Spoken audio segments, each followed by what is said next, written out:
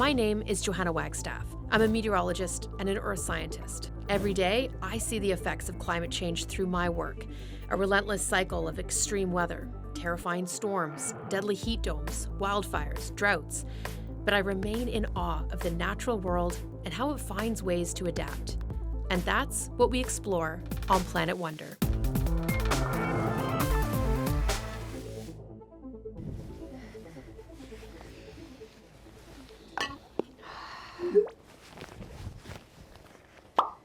What's the weather in 5 months for my wedding? I don't know.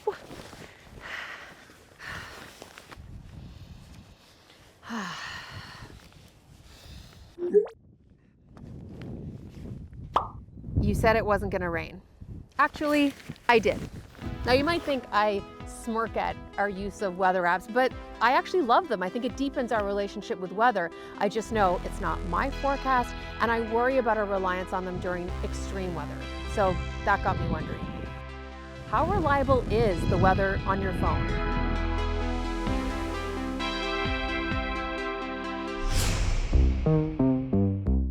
After 15 plus years of weather forecasting, it still amazes me that we can see the future. I mean, predict a hurricane or a heat dome that literally doesn't exist yet, just particles in the atmosphere that will likely come together in a way that will dramatically affect people. We've come a long way to get to the point where this forecast just shows up on your cell phone. It wasn't until the 19th century that the Western science of weather forecasting really began, out on the ocean.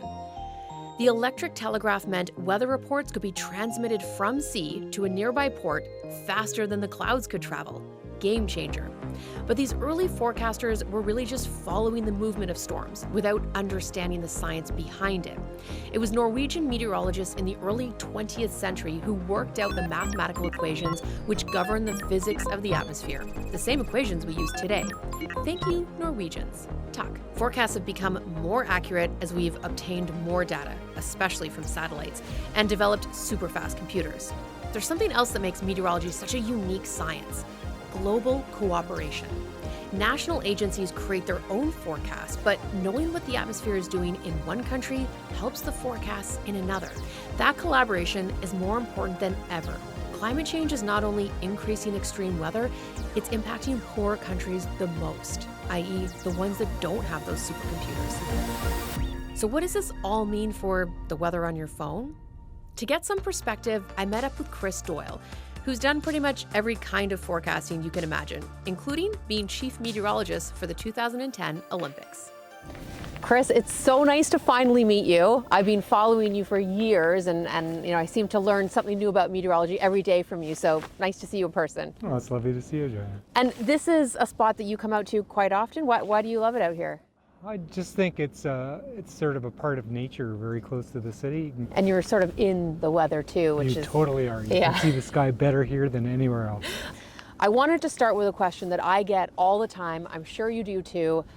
How reliable is the weather on your phone? Well, it kind of depends to a certain extent what app you're using. So there's one produced by Environment Canada called WeatherCan, I believe it's called. And that takes the forecast produced by meteorologists at the Pacific Storm Center in Vancouver and sort of translates it into icons and small amounts of text and drops it on your phone. And that's produced by people that are looking at the weather 24/7. A lot of apps take information directly from weather models, digital information that create a sort of automated forecast hour by hour for really as long as you like. And there's no human intervention in that. So if there's problems in those app forecasts early on, they're not going to be corrected. So they can be misleading. Hold up. Let's hear what you think about those weather apps. How reliable do you think the weather on your phone is? It'll be raining, it'll say it's only cloudy, so I find it's not really that reliable, but it's to help me coordinate my outfits, so I always check it. My Apple Watch, it's always on. It's not too bad, it's within 1 or 2 degrees, and it'll tell me whether it's raining or snowing. What app do you use? I just asked Siri, to be honest. It's as reliable as the people on the other end of the information, which, depending on where you're looking, I take the weather like the news, get multiple sources, and then kind of aggregate them and you usually get somewhere in the middle, some kind of accuracy. I 100% approve this answer. That is a smart way to use the weather on your phone. And it also depends on the timeline that you're asking for as well. That's right. Most apps are pretty good if they integrate modules that bring in radar and translate into a forecast you can use in the short run. And it also depends where you're asking the question as well, and how much or how many data points there are around you. Well, that's true. Model quality and forecast quality varies directly with the number of observations. The more obs you have, chances are the better at least your short-term forecast is going to be. So if you're in an area that doesn't have a lot of data, like you're on the west coast of Vancouver Island, forecasts there are going to be at least sort of in the short to medium term less reliable than one well inland where you're in a highly populated area. Forecast, that's my jam. Come with me as I take you through the art of looking into the future, aka let's do a weather forecast together. Now, the basis of every forecast when you're looking into the future is understanding what's happening now, because you can't move the atmosphere forward in time until you understand what it looks like right now. And I've got a lot of cool tools to do this. Starting with the satellite, I like to start here with a look at the Pacific Northwest if I'm forecasting for Vancouver. I really get a sense of where the systems are, the shear and twisting. I can even tell what heights these clouds are at. Then I drill down to radar, which is precip happening on the ground right now, to get a sense of what's falling from the sky. And most importantly, is taking a look at this gobbledygook. This is weather station data for the Pacific Northwest, and it's an international code in understanding what every weather station is telling us about the weather right now. So where the winds are coming from, temperature, dew point, pressure. And this is where I understand where the fronts and systems are. This is the most important part of my day. So now I have a really good picture of what's happening on the ground, but we have to understand what's happening through the atmosphere as well. So this is a tephogram. This is the data we get from balloons, and it tells us what the atmosphere looks like, the temperature, dew point, the wind direction, and this really gives us a sense of how unstable the atmosphere is. Okay, now we've got the current picture. Let's plug it into the models. There's a couple different ways we can do this. I really like to start with putting the fronts and the weather systems on a current picture and then moving it forward in time. So this is giving you a snapshot of the precipitation, the cloud cover, and these white lines are equal lines of pressure, isobars, and you can move this model forward in time to understand how the atmosphere moves forward in time. Accurate forecast saves lives and minimizes property damage. Vital and accurate forecasting is only going to become more crucial in our warming world.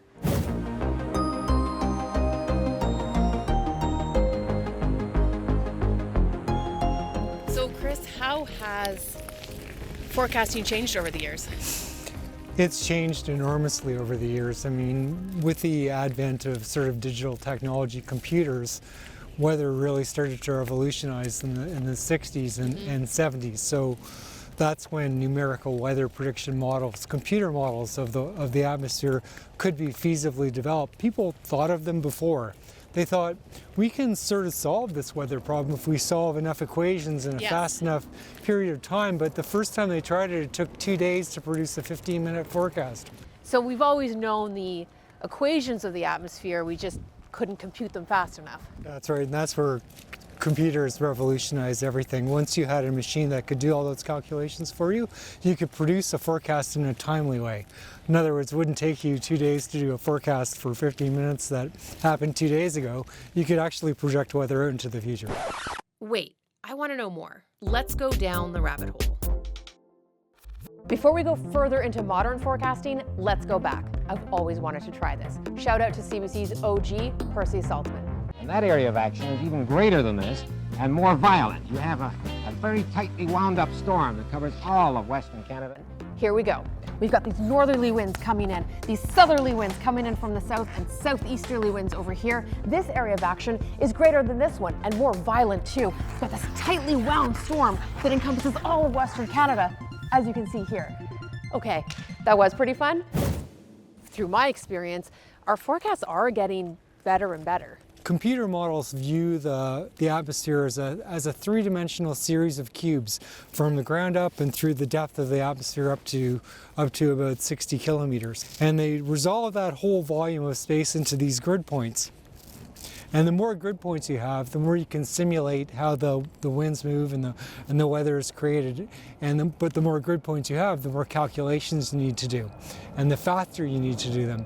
And it's this sort of advent of more advanced computing systems, the onset of parallel processing in computing. And so it is just going to get better and better as computers get faster and faster. To a limit.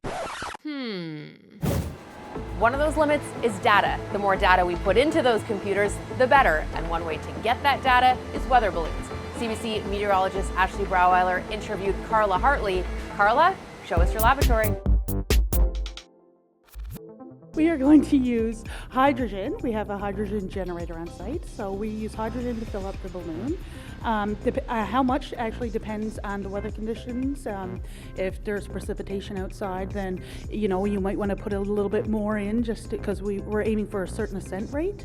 Today I'm going to put in 1,000 grams of hydrogen.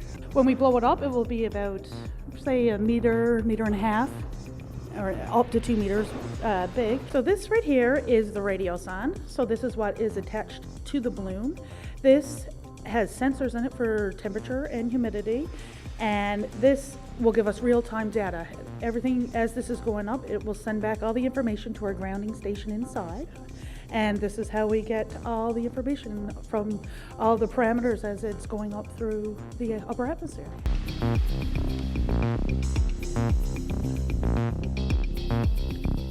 What happens when it continues to go up? How big does it get?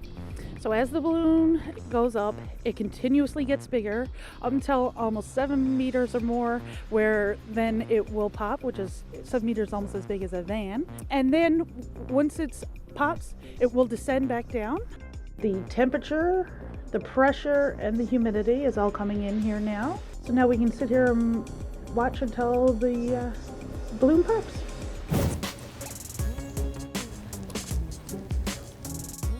Eating raw pasta is so gross. That's what the sauce is for. You need sauce. I know.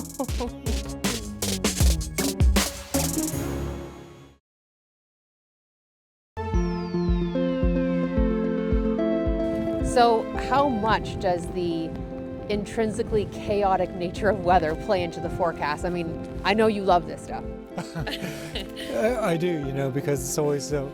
You can look at a model for one day and the next day it completely changes, and it's surprising. You think, why is that? The reason is that forecast, the accuracy depends on data, how the model understands the state of the atmosphere when it starts to roll a forecast forward. If the model doesn't have within it good enough data or a good enough sense of what the current atmospheric state is, then that creates an error, and that error can often multiply in time going forward. The problem is you can't anticipate very well whether a forecast is going to be reliable in advance or not. I often, when I'm trying to explain chaos and forecasting, think of it like the multiverse. Yeah, these yeah. These are all the multiple. These are all the possible outcomes of the future. Yeah, exactly. Each one is equally likely. Exactly.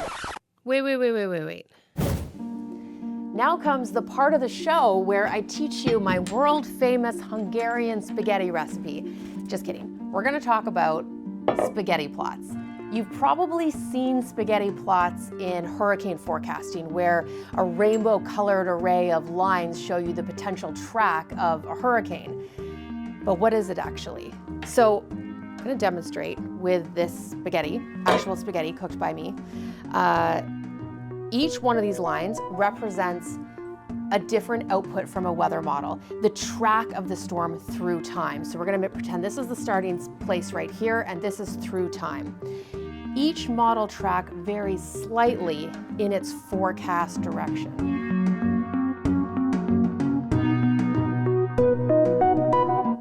Here is our spaghetti plot. So this really helps in conveying the uncertainty in a forecast. So if all of these potential hurricane tracks diverge almost immediately, there's low confidence in where this storm is going to go. But if the tracks all sort of stick together, then there's higher confidence in the overall track of the storm. Spaghetti plots are essentially one visualization of what we call ensemble forecasts. The idea is that instead of showing the output for a bunch of different models, we take one model and change the initial conditions very slightly hundreds of times. And that's because we're never going to know the entire picture of the initial state of the atmosphere. There's always going to be uncertainty, and over time, that uncertainty amplifies. And this is where a forecaster comes into play. We might say, these outliers we'll keep in our back pocket. But essentially, we know 3 different scenarios that low pressure is going to take. And as we continually move forward in time, we can hone in on our spaghetti plots until we're left with a pretty accurate forecast. A couple days out. Voila.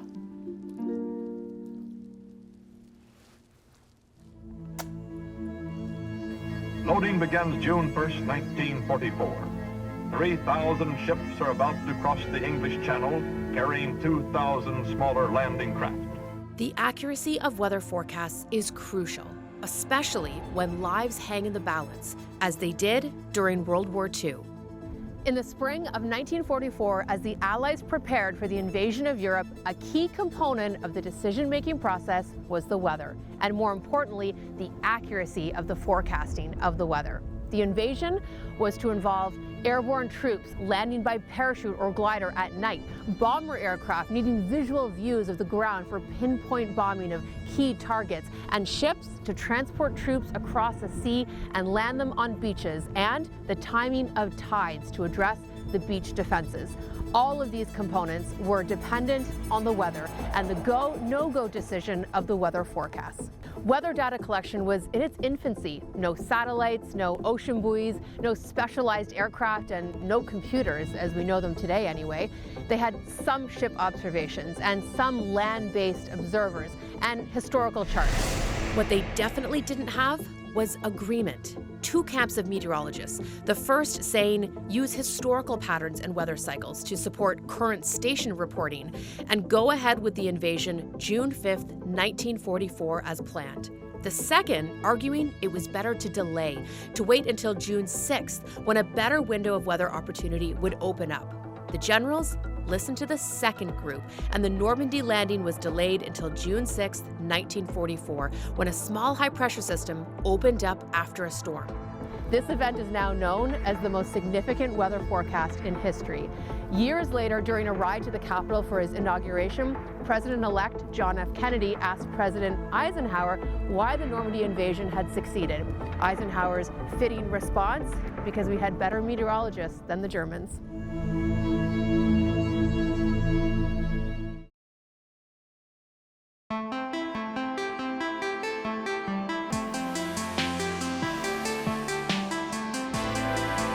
Chris, as a forecaster, how are you seeing climate change impact the way we do forecasts? For example, the heat dome of a couple of years ago, when it was unprecedented heat at the mid and lower levels of the atmosphere, with all kinds of devastating consequences, from human health to marine life to forests to fires in the interior. Okay, hold up. One solution to the extreme weather that we know we'll get more of is scaling forecasts to the needs of individual communities. And to do that, we need tailor-made data. People in Indigenous communities where disasters struck are calling for their own weather stations. Patrick Michel is the former chief of the Kanaka Bar First Nation outside Lytton, British Columbia. Kanaka Bar invested in 3 weather stations, one at Lower Kanaka, one at Middle Kanaka, and I'm currently standing by the weather station at Upper Kanaka. At the top is a weather vane, which measures wind direction and speed.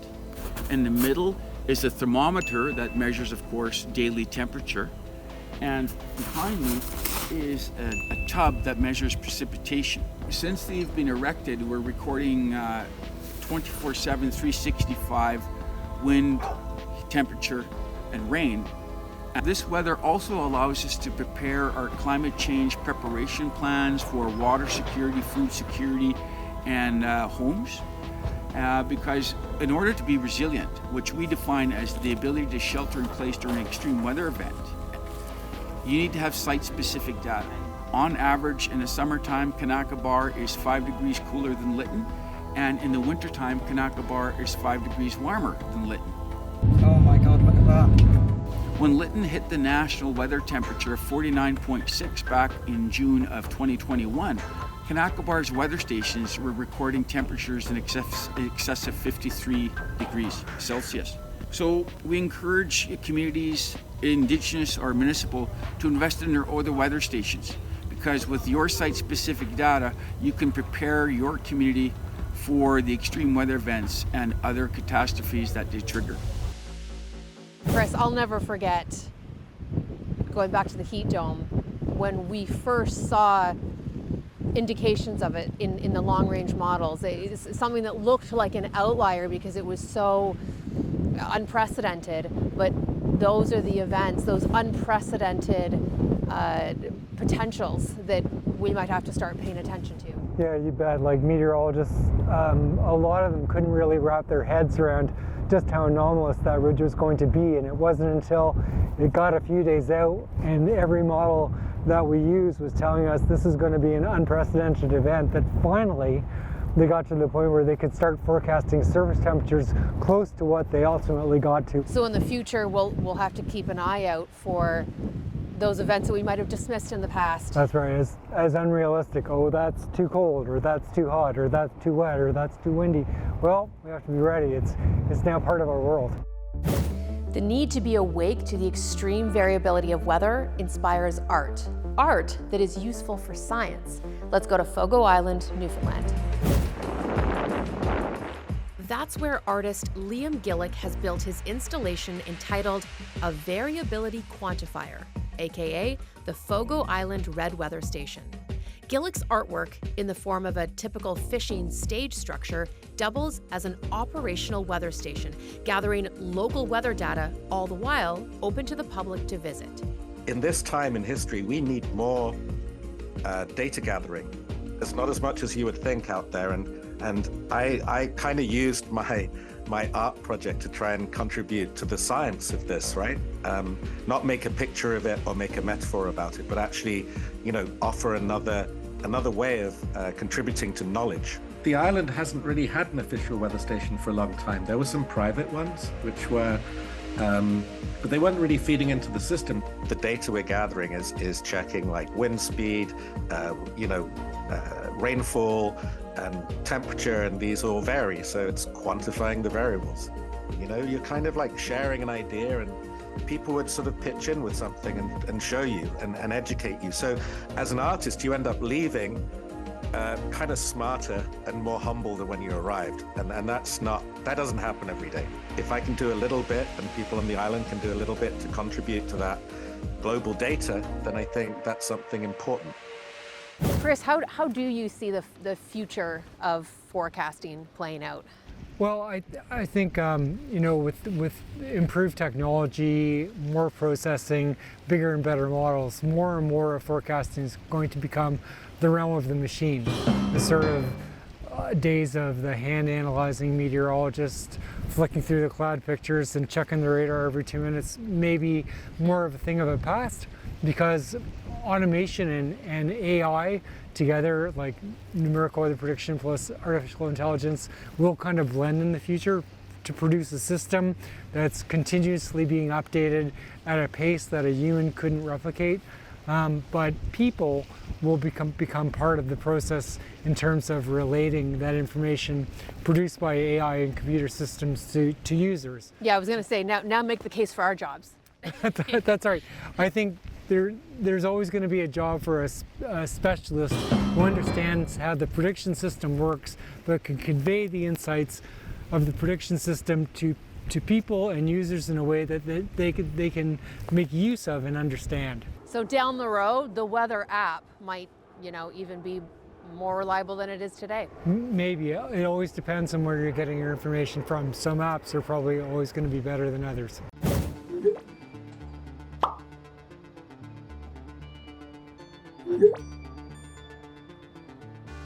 I love that you check the weather.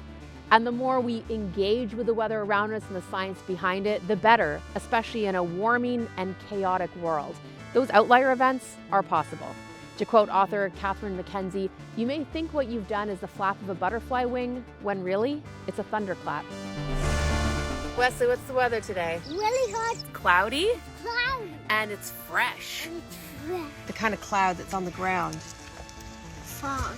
A little warmer today. And it's blue sky. Might be a little smoky south in a couple of weeks.